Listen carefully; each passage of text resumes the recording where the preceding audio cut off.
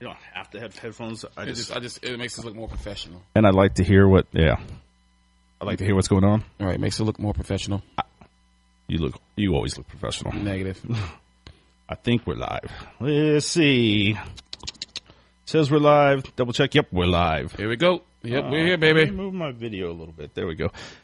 All right. So while people are hopping on, I will, for the podcast, this is the Tommy Frazier Husker Nation podcast for, what is today's date? September 24, 2007, and we're talking about the Nebraska Rutgers game. Yes, we are. And I am Dan Powers, your co-host, sitting here with Tommy Frazier. And we're ready to have fun, But I do want to just open up the show. I'm not one of these type of people that I usually don't comment or respond or say things towards when people take my tweets or my comments and try to make a negative story out of it. But they know who they are. If you want to know my true thoughts, ask me. Don't assume that I'm saying something in a tweet when you don't read the whole tweet. Okay? And they know who they are. It's just not good. If that's the way if that's a way you gotta go out there and try to get people to your site or sell media or publications or get people to follow you, then you're in the wrong business. Then I'm a type of person that I always try to do things up front, fairly, try to be honest, and everything that I say is not about being negative. I am a fan, and most of the things that I say, a lot of fans are already thinking it. But I'm just probably the one who's willing to say it. So if you got an issue with some of the things that I say, instead of trying to make a story out of it, all you got to do is contact me personally, and I'll explain to you more in depth. But it's getting old every time I say something that's not necessarily in a positive light that I'm criticizing or I'm being negative. Because I'm a fan just like everybody else. So if you're gonna take my quotes out of context, then you take everybody else's quotes out of context as well, and you know who you are. So that's all I'm gonna say about that. All right. I just thought I had to address it. I appreciate the fact that they follow you, and I appreciate Thank you for following. Thank you for following, but don't try to boost your ratings or your show or your publication or your network or your site off something that really not there because you choose to take one or two words and make a story out of it. If you're gonna do that, then use the whole quote, not just part of what you think is gonna cause a controversy. Yeah, we've seen that last couple of weeks. We pointed it out. We've seen it in yesterday. I seen there was a lot of Twitter followers that were having a little bit of fun with it. So, not needed though. They take it completely out of context, and next thing you know, we're gonna have what was it, 4 years ago? Yeah, Bo Pelini mess, did, things just taken out of context. And then it's like a national news story when, quite frankly, there is no national news story here. The national news story this week about Shawn Eichels getting fired.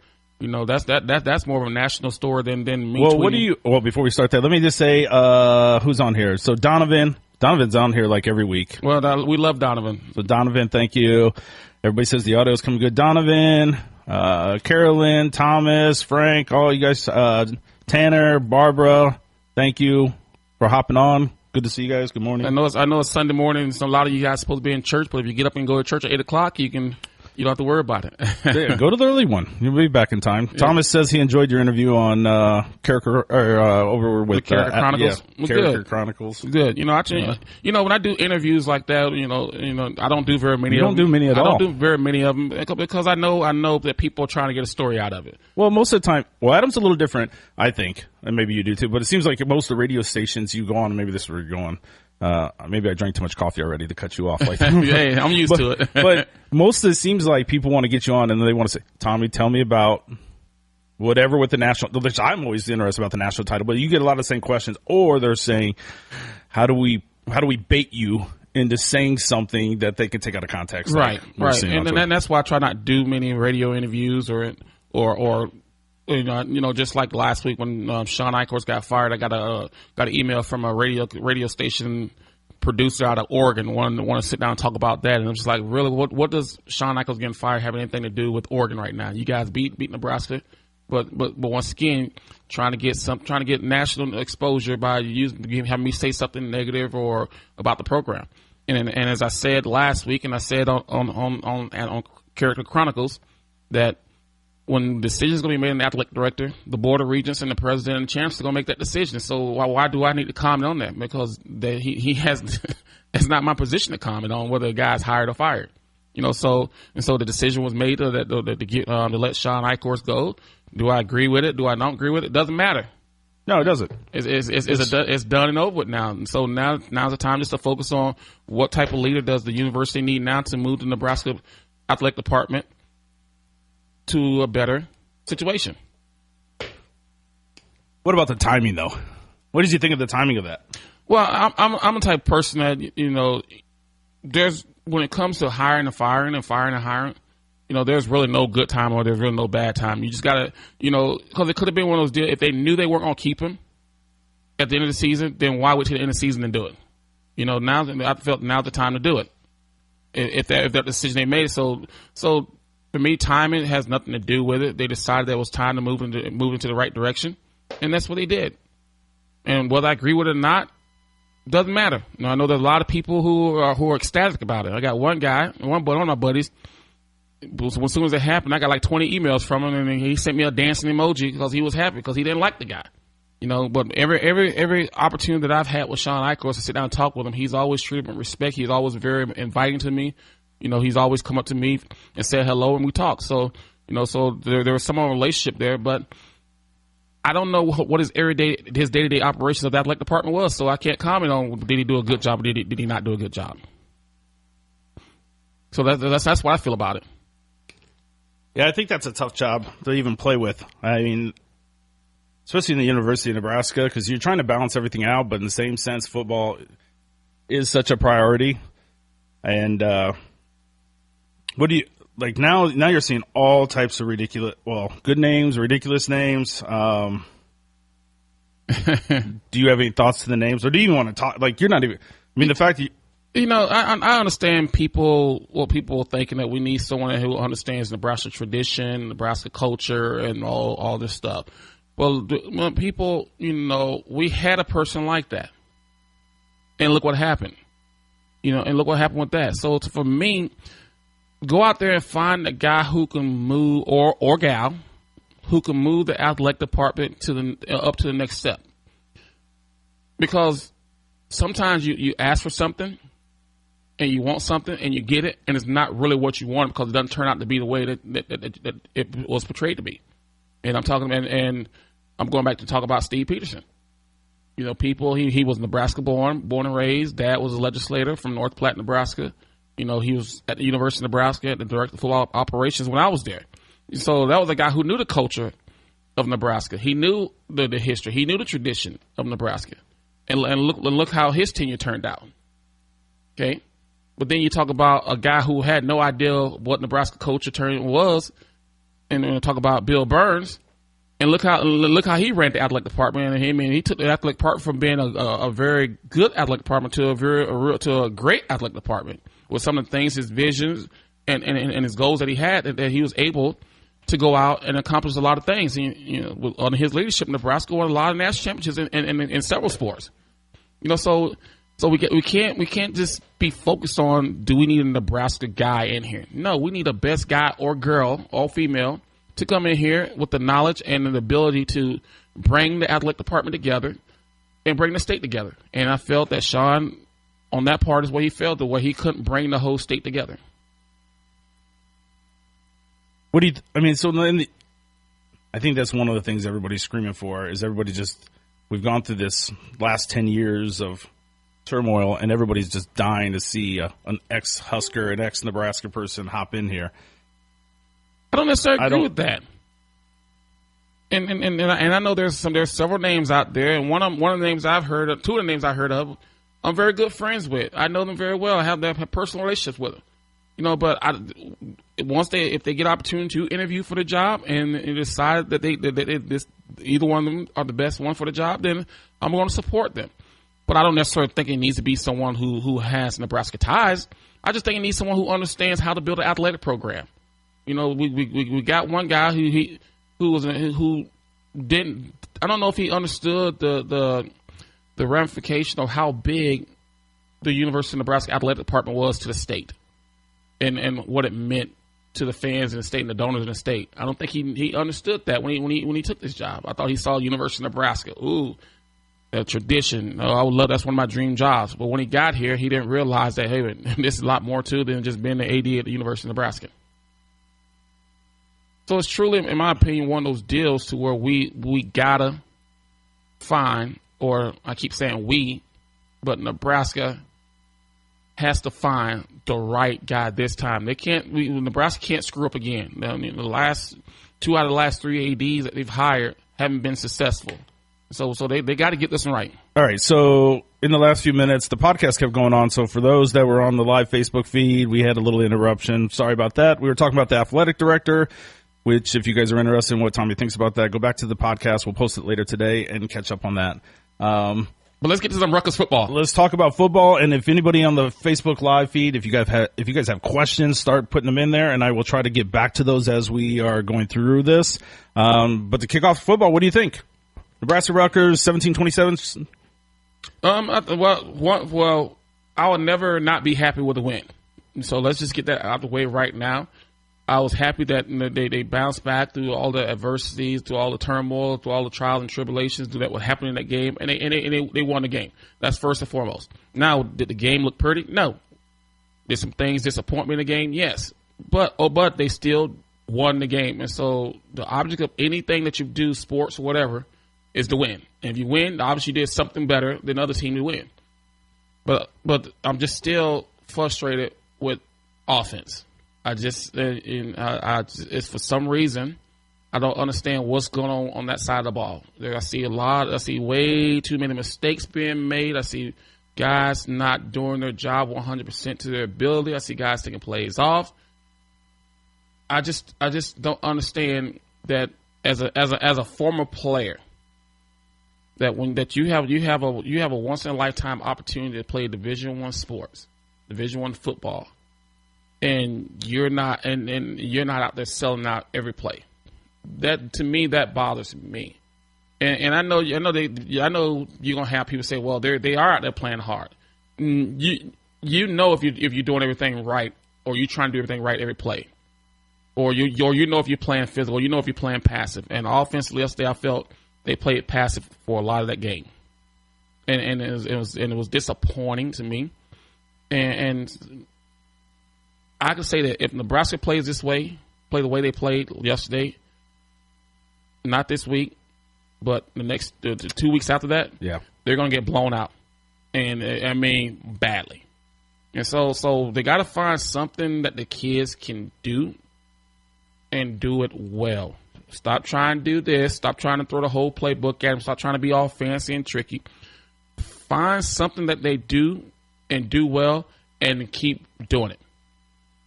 Well, we thought going into the beginning of this year that the offense would be our shining point because of all the recruits and the talent they brought in, and the defense would be the struggle. But going through, and just like on the feed here, AJ says he thought the offensive line did better yesterday, but at times, Julian, Donnie, Jeffrey, Dave, I mean, they're all right away. They're going to Tanner Lee, and why are we not making a change there when he's struggling? Not even making a change, but give him a chance to sit out and calm down, give O'Brien a shot.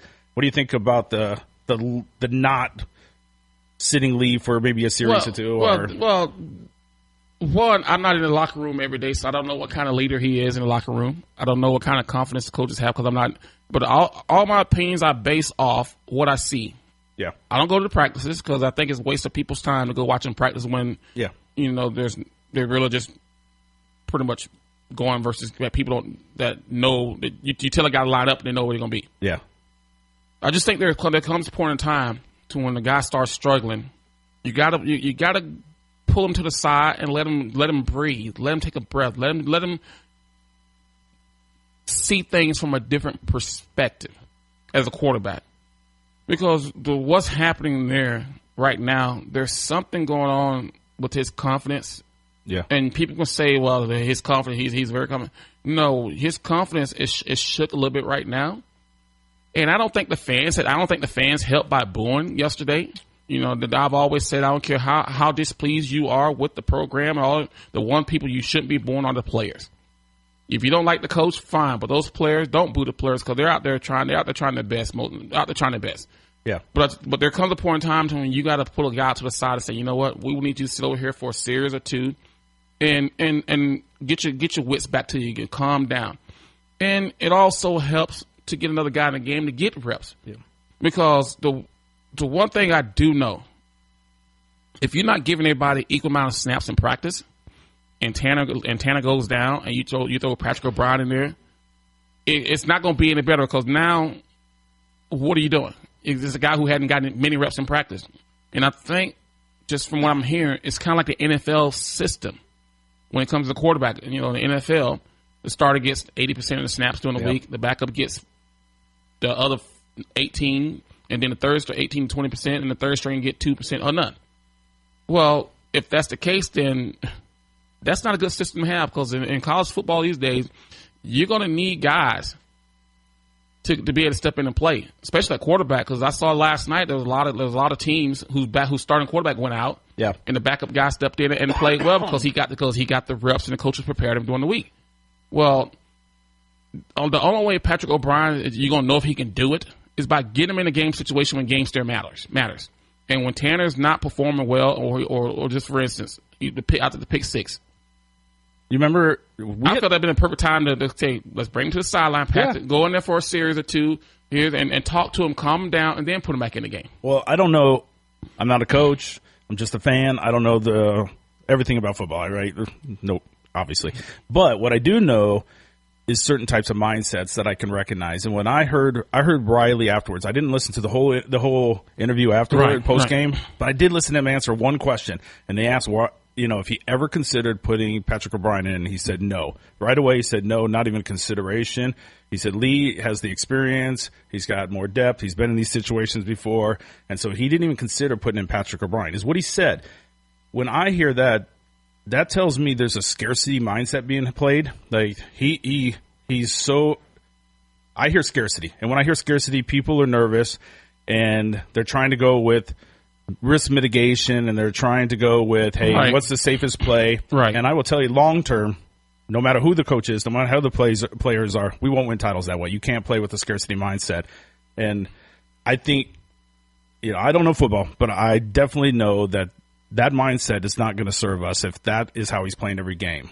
And I like Riley. I'm a Riley fan. Even despite everything going on, I still think there's an opportunity there. I like his demeanor and everything, but I don't like when people are scared to play their players. And you got to play the best players, and if the best players aren't getting a job done, then what do? You give another guy a chance. Where would you be if you didn't get that chance with Mike Grant? And nothing against Mike Grant, he was great, but he needed a moment, right? Is that how it kind of played out? Right? Me and Mike back was bothering him for a couple weeks, and it got to the point where he really couldn't do the things that Coach Osborne wanted, and so I played. And I took advantage of my opportunity. And once I took advantage of my opportunity, then things started progressing. Now I can also say this was that when I first started playing, I didn't have the whole playbook. Yeah. They called the plays that I knew how to do well, that I learned to do well, and we repped those and ran those different formations, different situations, down distance. And as I got more comfortable with the system, then they started giving me more. And with him saying, and what bothered me more with him saying Tanley has the experience, has this, and he's been in this situation before. I said this earlier in the year when they first transferred here.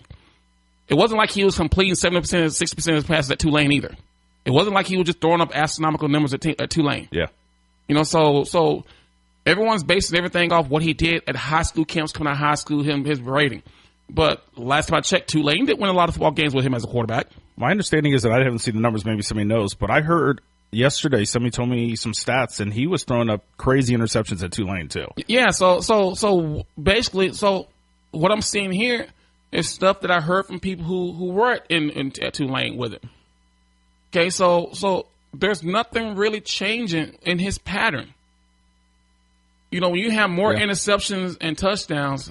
So every touchdown you throw, you have an interception. That's the wrong ratio to have. He actually has one more interception already this year than Tommy Armstrong did all last year. Yeah, and I never want to talk about my numbers and stats because I know we didn't throw the ball much. Yeah. But I can't say in 4 years at Nebraska I threw 11 interceptions. 11 in 4 years. Okay. This guy has what? Half of that. 10? 10. He has 10 now? I think. 9 or 10. Yeah. In 3 games as a starter. Maybe it's 9. Yeah. And I know, and you can say, well, they throw the ball a lot more, so you have it. People, it's not I don't care how much you throw the ball. You throwing the ball in double coverage, that's not good. You throwing the ball, you just throwing off your back foot, trying to lob a deep ball down the field, that's not good. You can throw the ball away. So there's a pattern going here. And until there's consequences for mistakes that you've been made, because his mistakes aren't minor mistakes. Yeah. They're majors. In 2 weeks, they've had 3 picks for touchdowns. That's uncalled for. You're hurting. You're hurting your team. That hurt Nebraska versus Northern Illinois. Yep. And it almost hurt him again this week. Very close. So something has to be done to where maybe you open up the competition battle during the week. Because right now I don't think he feels any pressure that if he doesn't perform well that he's going to be pulled. Yeah, I mean, why wouldn't you open it up and say week to week we're going to pick our starter depending on? Well, I'm not even saying week to week. Or what I'm saying is that instead of giving him 80% of snaps, give him 60%, get the other guy 40%, and push, knowing that hey, if something goes wrong to where he starts throwing interceptions again, or he's not hitting, hitting targets, then we got another guy we're going because we know he's prepared. But that's the reason why I think they're afraid to pull him, because the other guy's really not prepared. That could be. That probably is. But you weren't prepared. Eric Crouch necessarily wasn't prepared. You guys were both like But we were prepared because we got equal amount of snaps in practice. That's true. Yeah. And at the time, it seemed like the coaching staff knew how to play to your strengths. Yeah, and so we got the reps in practice. So I tell people, who makes the call? I tell people all the time that in practice, the second Brooke and Matt Turman got just about the same amount of snaps that I got in practice, sometimes more. And it showed. And it showed. And so when they got in the game, it wasn't like, it was something new. You had to change. No, Coach Osborne ran the same offense with me that he ran with Brooke, that he ran with Matt Turman. Now, there were some things that Matt couldn't do that Brooke and I could do, and there were some things that I couldn't do that Brooke could do. There's some things Brooke could do that I could do, and vice versa. But at the end of the day, in practice, we all got the same amount of reps. All right. I'm going back to see what. There's a lot of questions coming in. By the way, who typically makes the call, Riley or Langsdorff, on who the starting quarterback, or if they wanted to ever pull a quarterback, or could that vary? Well, of course, it goes. You look at the quarterback coach first. Yeah, because he's the one that make the recommendation. He can make the recommendation, or if it gets so bad, then the head coach says, "Okay, let's put the other guy in there." But usually, it's the quarterback coach. All right, there's a lot of stuff about Tanner Lee. I think we've answered some of the Tanner Lee things. Yeah, I don't want this to be a Tanner Lee bashing because it is what it is with him. People were high on him, but I never was that high on him from the start. And I think if we go back and listen to podcasts, I'll say, hey, he hadn't played in 2 years. He has talent. Yeah, but the problem is that he's too much of a pocket passer. I stuck up for him last week because he was getting murdered. So I thought, so and I'm like, okay, we both did. But this week, he had some time, and yes. But so everybody asks a lot of comments about Zigbo and where was Zigbo? Where has he been? Now we heard he might have been hurt. I don't know what's true or not. He's been injured. He's had a bad back. Last week they wanted to try to get more reps. And when Trey Bryant went down, they was trying to protect him because they knew that the Big Ten schedule is going to need him because you're going to have a lot of physical teams, so you're going to need a lot of power run game. But yesterday turned out to where we're in the Big Ten. As you saw, Rutgers was a very physical football team. Yeah. And so Zigbo basically wore him down. And that's what you want. There's sometimes where he tried to hop outside. That's not his, and got tackled for loss. That's going to happen. Why didn't you think we seen that early in the game instead of later in the game? I understand they went to risk mitigation in the fourth quarter and said run the shit out of Zigbo, but why didn't you see more of the wearing him down early in the game? Wouldn't you typically see that? You would see that, but once again, I think I tweeted I don't know what the game plan was. Yeah, I truly don't know what the game plan is, and I'm gonna say this. There was a lot of questionable play calling in that game yesterday. It was like, really, why now, why this, why that? Come on, you got momentum. Don't and the perfect example is when right before half. Nebraska got the ball in Rutgers territory. I think they went down and scored or something like that. And we go 3 plays and out. You throw a deep ball, you throw this. I'm like, come on, really? This is the time to show them that you're here. It's time to take over the game, and you keep Nebraska yesterday offense kept Rutgers in that game because defense was playing well enough to win that game. Yeah, defense played very well yesterday, and so for offense to play the way they did when your defense wasn't giving up much, something's just not right offensively. Yeah, because we've seen even Bradley, the freshman in there running the ball. I think that's his name, Bradley. Jalen Bradley from Bellevue, WS. I mean, we've seen a handful of Wilbon in there. There was, I think, 3 different running backs. It seemed like there was a lot of people coming into the game that we typically haven't seen. Right. But Ezigbo definitely shined at the end there. He turned it on and he just pounded the crap out of that. He looked fresh. He looked fresh. Yeah, it looked like all of a sudden we had a whole new game plan and we were able to execute with him in there. Right, and I think I even tweeted about finally Nebraska is doing something they should have been doing the whole game, is the power run game. To me, that was the most exciting part of the game, watching him. And I think fans got excited. Yeah. But I just think early in the year I think he's nursing a bad back. And from people that I talk with that knows a lot because they're down there all the time, they said he had a bad back. That he finally felt healthy enough to where he can take the carries. Jason asked, okay, you mentioned defense. Jason asked, is our defense really that much improved, or the opponent we played just that much weaker? Well, I think defense is improving. You got to remember, they shut down Oregon in the second half. They are improving. I think the coaching staff is starting to figure out what these guys can do well, and they're starting to do those things. But the one thing that I'm gonna keep harping on, and I harped on last week, I think we were playing too far off receivers because there's a lot of times to where some of the first time to give up. Defense doesn't have a chance when the guy is second and 5 or 3rd and 7. And the guy, all he does is run a 5-yard out route and catch the ball. And now all you got to do is turn the field and get a first down because there's nobody within 5 yards of him. Yeah. I think we got to start putting a little bit more pressure on the corners to be more of a corner, play more tight on them. I mean, you still can play a tight zone type principle, but I think they can help themselves a lot more by tightening up the coverages on the outside. Yeah, that's frustrating to me, and I don't understand.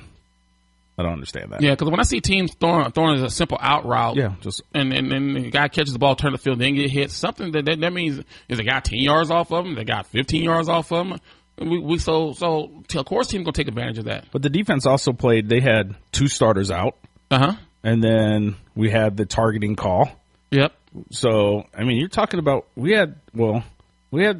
I mean, a 3rd string in there, I think it was at one point, like some third, playing, and they performed very well. Rutgers, what did you say early before this, had 192 yards total offense? 194, I think it was. 194. So, yeah. I mean, they're still, even though Rutgers is not necessarily one of the powerhouses in the top, but they're still a Power 5 team. They're a Power 5 team, and then Rutgers is actually a better football team this year than they were last year. And I noticed that they have more talent. They got Jerry Kill, who's the head coach at Minnesota. He's the offensive coordinator, and you see they're going to be, give him a couple years, they're going to be a good football team. Yeah. Jay Neiman is the defensive coordinator, which their defense looked good against us. Yeah, which is my wife's uncle. So they play. I mean, they definitely look like they're improving. Yes, and so I think the defense just continue to do the thing, just continue to progress. Continue doing things that the kids know how to do well and repeat those.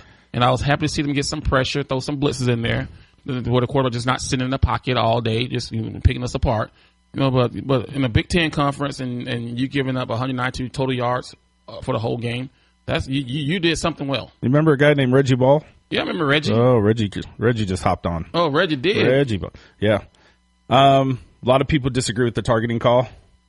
Well, it is that it's part of the rule now. But here's what I got to say on the targeting deal. I don't think it was a malicious deal. I think it was a bang play when you got a guy coming in trying to break down and hit the right way, and the guy ducks and lowers the helmet. I think you got to be smart about it. But in the way the rule is written, helmet to helmet contact is considered targeting, and it wasn't called targeting on the field. It was a replay called it. And so they have given the power to the referee up in the box to the replay the play, and if he deems that it's a chance of being targeted, he can do it. And so that's where it came from. Well, the receiver looked like he was compared to our defensive back. He looked short. Yeah, and then he started to duck. And Brett said, "So you're saying that Rutgers has a better have better coordinators than Nebraska. No, I didn't say that. I didn't say correct that. I did not say. See, once again, people taking what I say out of context. I just said we're just saying they've stepped up their coaching. I said I said they've stepped up their coaching to where they got guys in there who understand what their players can do and trying to get it done. Because you got to remember, didn't Minnesota beat Nebraska with Jared Kill a couple times? Yeah, once in Lincoln. So I just don't take my words out of context. I'm not saying we don't have the right coordinators. I never once said that. I said, but to be a very good coordinator, you got to use your talent and do the things they know how to do well and get them to do those great before you start trying to do other things. And I think on defense side, I think they're slowly starting to figure out what these guys can do and do it consistently. And you see a lot of the same stuff being done. Offensively, this is the first year they finally got a guy who can run this type of system they want to run. So it's still a learning curve of what he can and cannot do. Even though he's 20-some years old, he's still a learning curve for him. So people, please, I just had this conversation earlier. Don't take what I say out of context. Same thing. Casey asked about Patrick O'Brien. We talked about Patrick earlier. Who else we got? A lot of comments about coaching. Do you want to talk about coaching? With Sean leaving, there's a whole thread on here about who our next coach is. See, once again, people, I will not talk about who's going to be the next coach until we don't have a coach. Well, then we're playing into We're doing speculating. We're talking about. We're making up stories which we talked about at the beginning. Other news sources are doing it. Well, it's no difference than in everyday work life. How would you feel if someone? If Dan, this question, how would you feel if people around your office saying, Dan, I was going to say, who's going to be our new leader over our department? Who's going to be our new leader? Because things aren't. Who's going to be our new leader? That's disrespectful to you, being the manager. Yeah. So it's disrespectful to say on any social media right now, because we still have a football coach, and they're 2-2. There's still a lot of football left to be played. Are they going to be saying get rid of him if Nebraska goes not if they lose one or two more games and they go to a bowl game and perform well in the bowl game? No. Now, if Nebraska lose four more games, 5 more games, now the speculation can start happening. But right now, let's not speculate on a guy losing his job when he has a job. And there's you haven't heard from the university say they're going to get rid of him. Well, it's a glass half empty mentality. Yes. And if you look at the reverse of it, and I know it's hard to see this, but we could still win the Big Ten. Not to say we would, but it's still on the table. Everything that Nebraska set out for. We're number one in the West right now. Like as of last night, with Iowa losing, we're I mean, it's only been 1 week, but and with 2 losses. So here's what I'm saying. Which, did you see the end of that Iowa game? I did. Wow. Great game, great ending, great ending.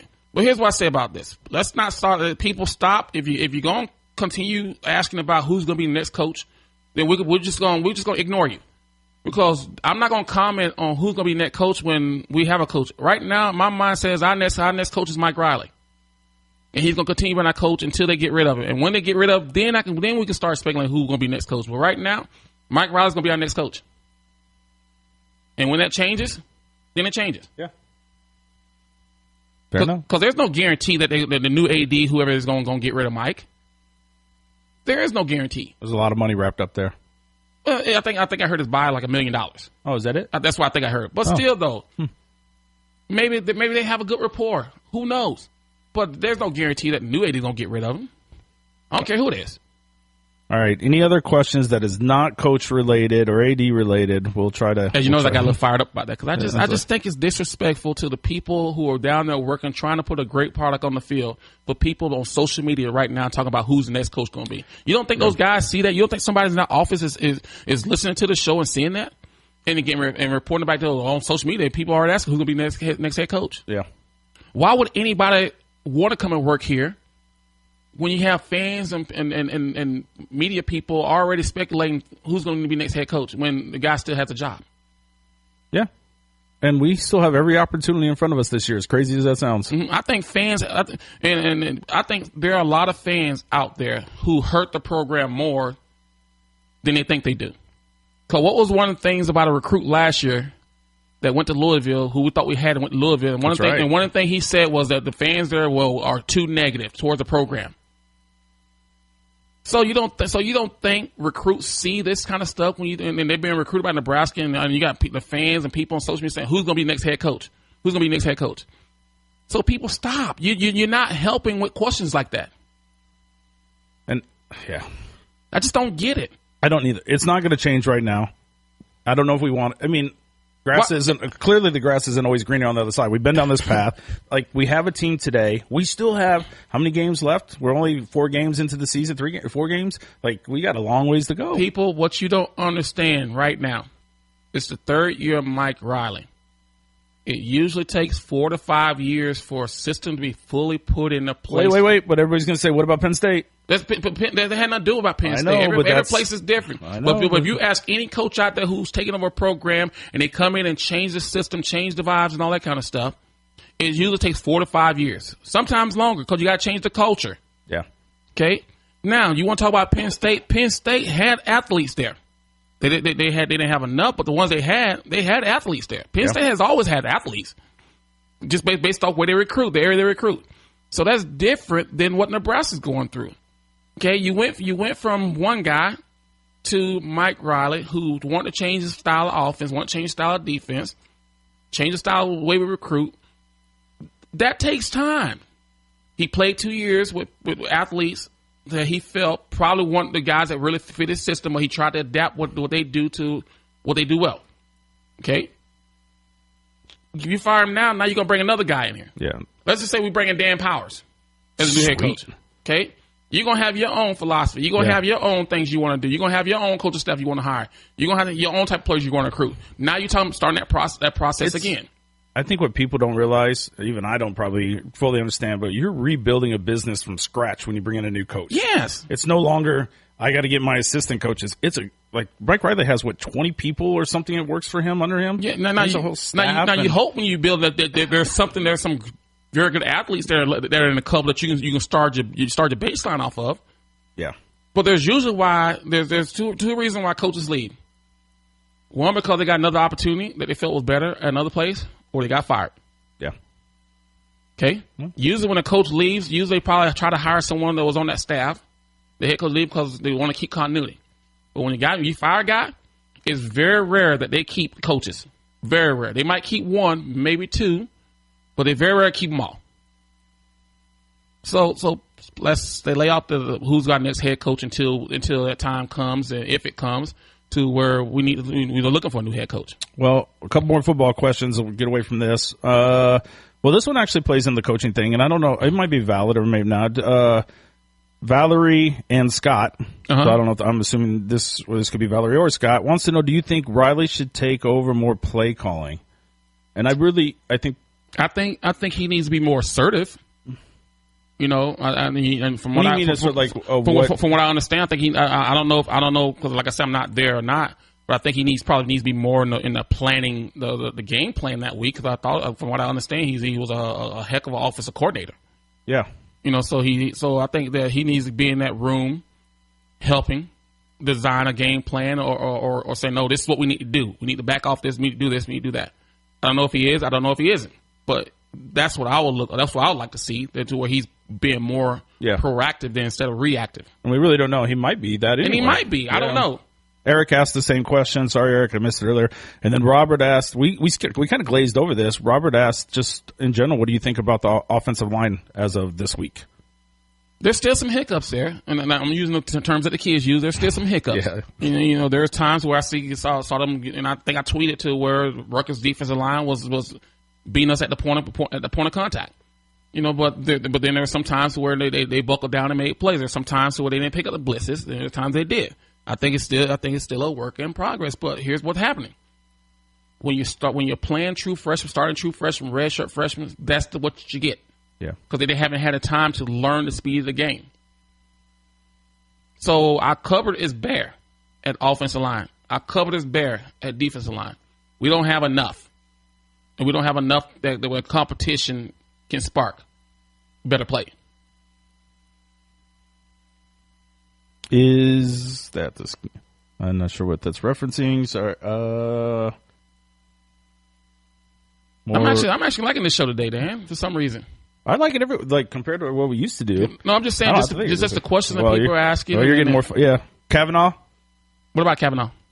I'm not even asked that. Should he be fired? Like once again, I said it, and then I thought, no, Jason, it's a fair. It's a fair question. That's because it seems to be that's one of the really shaky spots. But it is. That's a fair question. Should he be fired? He'll be evaluated at the end of the season. Because who's not to say you don't have a huge turnaround where you finally get guys at jail together? Once again, because he's playing young guys, so you get what you get when you're playing young guys. Oh, Eric was just asking. He asked earlier about the scheme play. Is that I think he said something. Is that a scheme play? Is that part of the issue? But he's referencing the offensive line, just the scheme play for them. Well, I don't. Sometimes it's man blocking, sometimes it's gap blocking, sometimes it's zone blocking. I don't know what their base run is. You know, and so that it goes back to what I said earlier. Do what your offense. If these players can't go out there and run your basic offense, what you saying your bread and butter is, yeah, versus any defense that come up there, then they don't know it. They don't know it. You should be able to run your base offense versus any defense that comes up and still be somewhat successful. Now, of course, it comes to athlete, but man versus man, athlete versus athlete. Get this guy doing his job, yeah. But they still should know how to block it. But I've seen a lot of different run type games in there where guys pulling, got center guard pulling, got tackle pulling, got zone blocking it. There's so many different things going on to where I don't know if they truly know what's going to happen. Well, even who just asked it? Somebody just asked. Who asked it? Somebody just asked if you think the other teams view us as very predictable. Yeah. Yes. I don't know who asked that. Yes, but once again, every coach, every person has tendencies, and what I mean by that to where certain formations they run certain plays. Yeah. Just like defensively, when the offense is is scouting the defense versus certain formations, defense line up a certain way, and it even gets to the point. Okay, what kind of blitzes? How do they bring a blitz? And versus this formation, where do they bring a blitz versus this formation? And how often do they bring it? I mean, so it gets that in depth to where when you prepare your game plan, you know that versus this defense, right, versus this formation here, this what they can do based off what they shown on film. And that's all. And I don't know. And I can just tell you right now that when I coached at Baylor, and I coached my offense coordinator was Greg Meyer, who was a real good offense coordinator. You know, he's the one that took Northwestern to the Rose Bowl a couple of years. Those couple of years when Northwestern went to the Rose Bowl. Yeah. You know, and he broke it down to where, you know, we're not gonna look at all formations on tapes. We only gonna break down the formations that we run, that we're gonna put in our game plan. We're gonna break those down. All the other formations that we're not gonna use, we're not gonna care about it. And so that's how I think teams. That's how I think most places they break it down. They break it down. Okay, we run that formation there. Yeah. This is how they're gonna line up to it. Now there could be a little tweaker here, but usually 90% of the time they're gonna line up the same way because they don't want to change up. Consistency. Yeah. John asked, what is our base offense? You tell me. John, what is our base offense? Seriously, I'm not trying to be a smart butt or whatever. Yeah. I don't know what it is. I heard it's supposed to be this pro style run game, zone, downhill, play action type deal. But you tell me. Somebody named Red said hi. What's up, Red? How you doing? Thoughts on the next game? Mandy asked. Oh, next game. I'm excited about it. We should say. I was going to ask you what before we go to the next game. Demore personnel. He made a big play on a kickoff return, punt return. What did you think about? Was that? It looked almost like that was the turning tide of the game. That was. Did you play like that too? That play right there swung the whole momentum of the game. So Nebraska got down and took the lead off that play, if I'm not mistaken. I think so. Yeah. So that turn because to that point, offense hadn't done much. Yeah. And I even said that I even tweeted. I remember that right now Nebraska looks uninterested or something like that to where someone needs to make a play. And that punt return, and I think after that I said this is the reason why number 15 should never fair catch a punt. Yeah.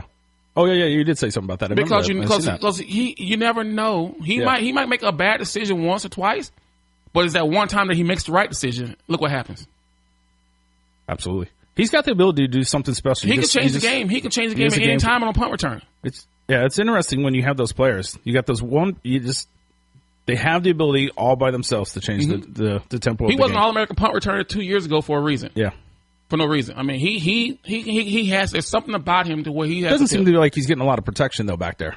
Sometimes he's not. Just like there's sometimes he makes the wrong fair catch when he shouldn't. Sometimes he catches the ball when he shouldn't. But that's just been part of a guy of a skill. You're gonna be right half the time.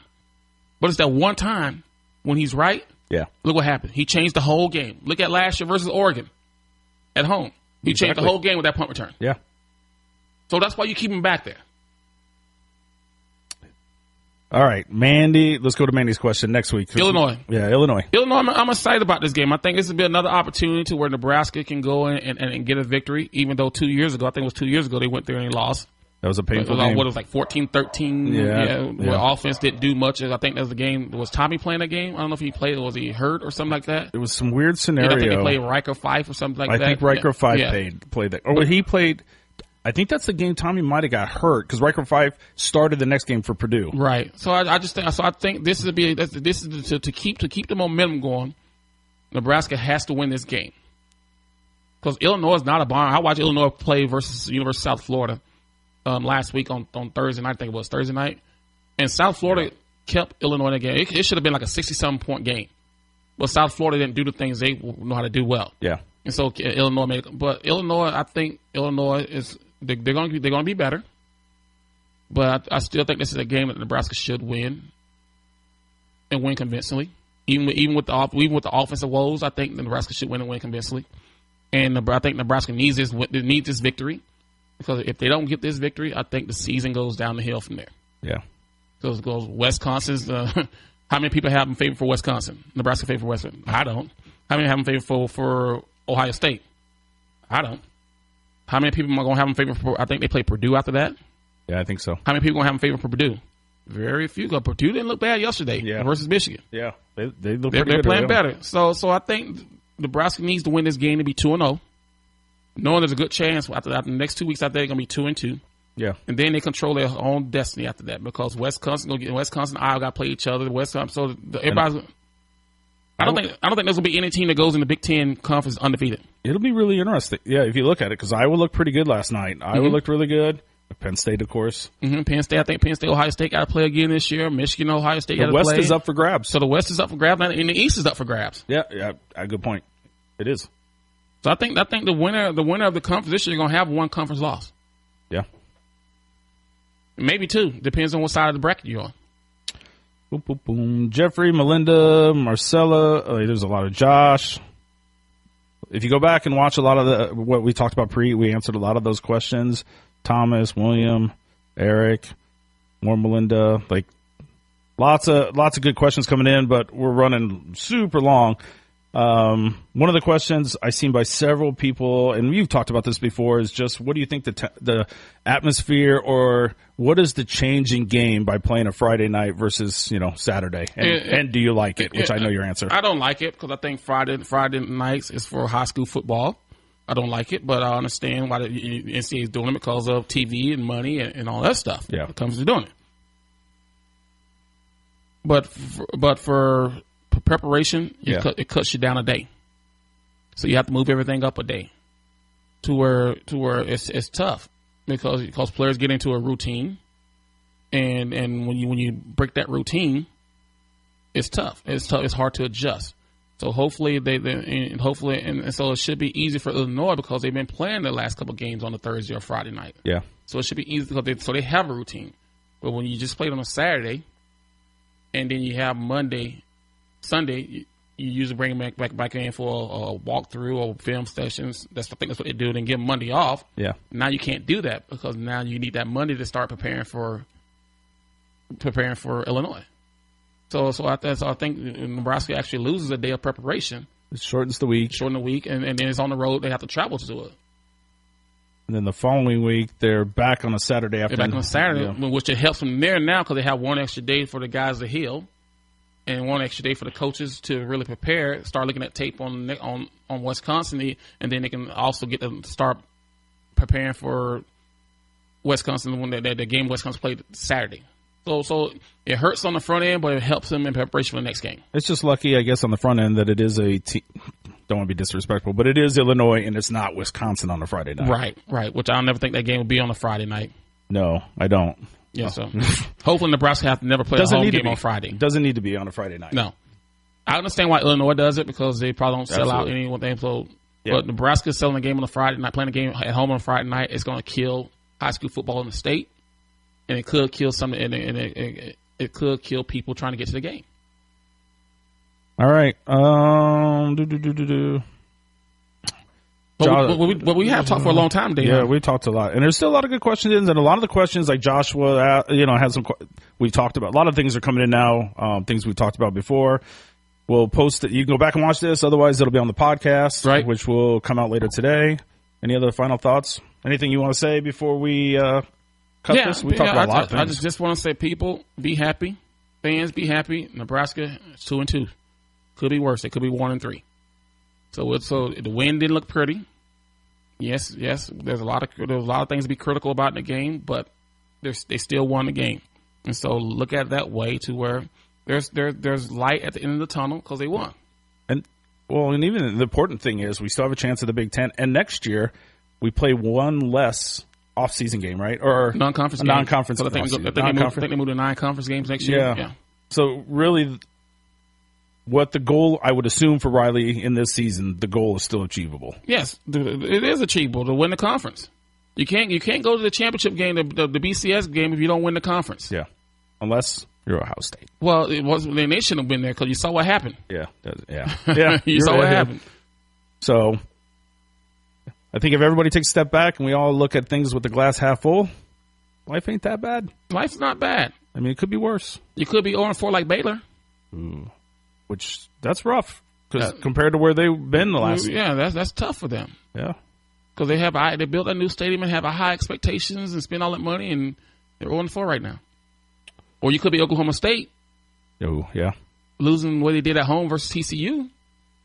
Or you could be Florida State right now, 0-2. Well, yeah. Last week I wouldn't have said this. I'm much better this week than I was last week after losing to Northern Illinois at home. It's pretty painful, though. Yeah, it is painful. Pretty painful. It is painful. But when we reach the Big Ten championship game, and when we win that Big Ten championship, it'll be that much sweeter. But I do have that much sweeter. But I do have a statement to make on what we just talked about losing at home, because someone asked me about Adam asked me about Northern Illinois taking pictures on the field. Oh yeah. And I said I didn't have a problem with that. Yeah. If you don't want a team, you beat them. But then I saw a game yesterday on national TV to where Florida State, North Carolina State, the guy spit on Florida State's logo in the middle of the field, which is more disrespectful. I definitely think spitting. My point exactly. So at least that team did that as a collective unit and did it. You got one guy who disrespected you by spitting on it. I think that's a little uncalled for. I mean, it's, at the end of the day, it's a game. It's a game. Yes. And it's important to all of us. But Northern Illinois, if I was on their team, I would have wanted that picture. Of course. And if you don't want that picture taken, then don't allow it. And they did it as a team. Do it on the field. Exactly. Yeah. It wasn't one guy making a statement. It's the whole team. Yeah. In a celebratory fashion. Yeah. I hated it. So if you don't want teams doing that at home on your home field, then you don't let them beat you on your home field. Yeah. If you want people spinning your logo, then you don't let them beat you at home. Now, I think that's very disrespectful, disgraceful for that young man, but still, they beat him. All right. Well, so we'll be back next week, Sunday, 10 a.m. Otherwise, until then, you can go over to twitter.com/touchdowntommy, facebook.com/touchdowntommy, touchdowntommy.com. Touchdown. Everything's Touchdown Tommy. Yeah, pretty easy to find. And Tommy is with an IE. I see all these people say, I'm your number one fan, Tommy, Tommy. Or FRASIR. Yeah. And maybe it's just spell correction on your computer. I don't know. Negative. They just spelled my name wrong. All right, guys. Until then, we'll be back next week. Hopefully, see you. Hopefully, I'm still around.